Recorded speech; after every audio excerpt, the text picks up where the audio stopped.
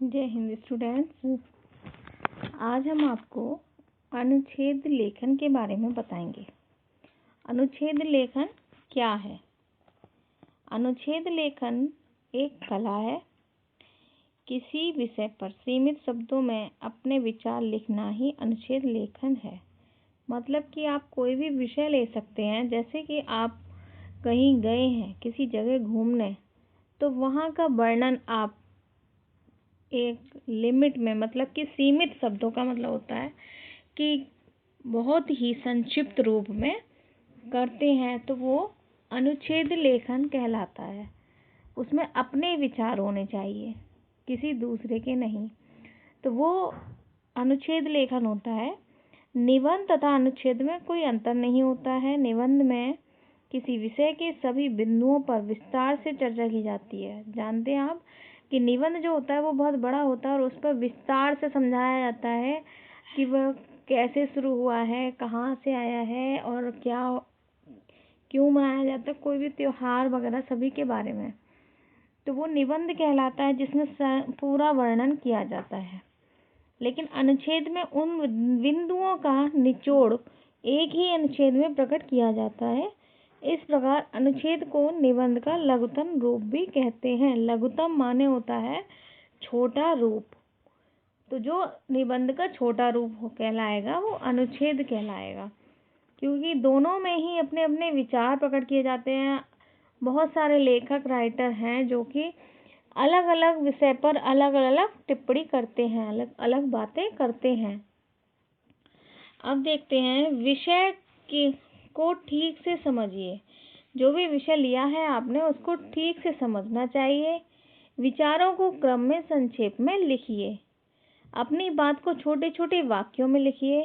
प्रभावशाली शब्दों का प्रयोग कीजिए। सरल व शुद्ध भाषा का प्रयोग कीजिए। कम से कम शब्दों में अपनी बात कहिए। लिखने के बाद एक बार फिर उसे ध्यान से पढ़िए। तो ये क्या है? अनुच्छेद लेखन की विशेष बातें हैं जो सभी को ध्यान देनी होती है कि विषय ठीक होना चाहिए, है ना। विचारों का क्रम से संक्षेप में लिखिए। विचारों को क्रम से, यानी कि एक के बाद एक क्या क्या आप कहना चाह रहे हैं वो बातें। संक्षेप मीन्स होता है छोटा रूप, तो छोटे छोटे वाक्यों में और सार्थक रूप से कहना चाहिए। प्रभावशाली शब्दों का प्रयोग करना चाहिए। उसमें सरल व शुद्ध भाषा का प्रयोग कीजिए। कम से कम शब्दों में अपनी बात कहिए और लिखने के बाद एक बार फिर से उसे ध्यान से पढ़िए। तो ये होता है अनुच्छेद लेखन की विशेष बातें।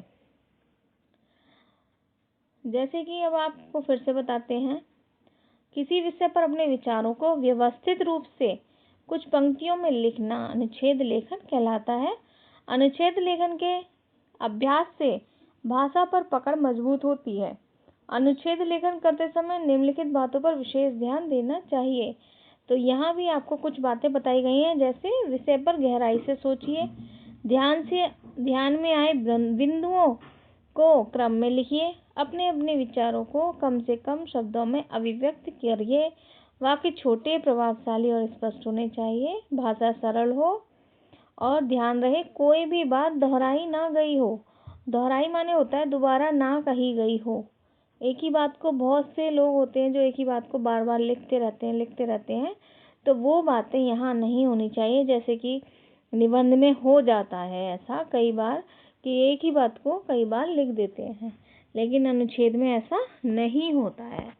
तो मैं आपको एक अनुच्छेद पढ़ के सुनाती हूँ, जिसको आप ध्यान से सुनेंगे और देखेंगे। परोपकार। परोपकार का क्या मतलब होता है? देखिए, किसी कवि ने ठीक ही कहा है, यही पशु है कि आप ही चरे, वही मनुष्य है कि जो मनुष्य के लिए मरे। तो परोपकार का मतलब क्या होता है? दूसरों पर उपकार करने वाला। और यही पशु है। जो पशु होते हैं वो केवल अपना ही ध्यान रखते हैं, अपने आप ही खाते हैं पीते हैं, वो किसी दूसरे की चिंता नहीं करते हैं। जो किसी दूसरे की चिंता नहीं करता है वो एक पशु के समान होता है। वही मनुष्य है जो मनुष्य के लिए मरे। और मनुष्य वो है जो दूसरे मनुष्य के लिए भी क्या करता है?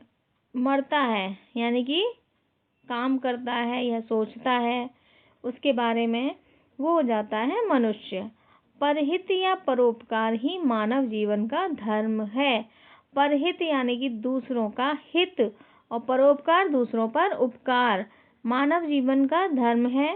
परोपकार की भावना के बिना मनुष्य और पशु में कोई अंतर नहीं रह जाता है। अगर परोपकार ही नहीं है तो फिर मनुष्य और पशु में कोई अंतर नहीं रह जाता। परोपकार एक ऐसी भावना है जो मनुष्य और पशु में अंतर स्पष्ट करती है।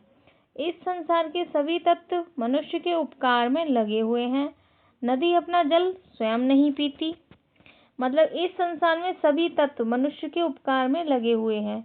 मनुष्य के उपकार के लिए यानी कि हमारे लिए जो है, यहाँ के सभी तत्व हैं, जितने भी तत्व हैं वो सब हमारे उपकार के लिए लगे हुए हैं। जैसे नदी अपना जल स्वयं नहीं पीती, वृक्ष अपने फल स्वयं नहीं खाते, वर्षा अपने लिए बरसती है, वायु अपने लिए नहीं चलती, अपने लिए नहीं बरसती, मतलब ना तो वृक्ष अपना फल खाते हैं, ना नदी अपना पानी पीती है, ना ही वर्षा अपने लिए बरसती है। वो हमेशा किसके लिए बरसती है? दूसरों के लिए। और वायु अपने लिए नहीं चलती है, वायु भी, हवा भी अपने लिए नहीं चलती है, वो हम जैसे मनुष्यों के लिए चलती है। अनेक महापुरुषों तथा साधु संतों का जीवन भी इसी बात का साक्षी है कि दूसरों के लिए जीवन ही वास्तविक जीवन है। तो स्वामी विवेकानंद, महात्मा गांधी, मदर टेरेसा आदि के जीवन में ये भली भांति स्पष्ट हो जाता है कि मानव को सदैव परोपकार में लगा रहना चाहिए। तो ये है परोपकार का अनुच्छेद है। जैसे अनुच्छेद यानी कि इसमें बहुत ही लिमिट में बातें कही गई हैं और एकदम सही बात कही गई है कि मनुष्य को यदि कोई समझा सकता है, परोपकार सिखा सकता है, तो वो है नदी, वृक्ष, वायु, है ना। ये सारी चीजें जो हमें परोपकार करना सिखाती हैं। तो आपने देखा कि एक पर मतलब कि अनुच्छेद को लिखने के लिए कितने सही शब्दों का प्रयोग करना चाहिए। तो आप भी इसी तरीके से एक अनुच्छेद अपने आप से लिखेंगे और लर्न करेंगे। Thank you, have a nice day.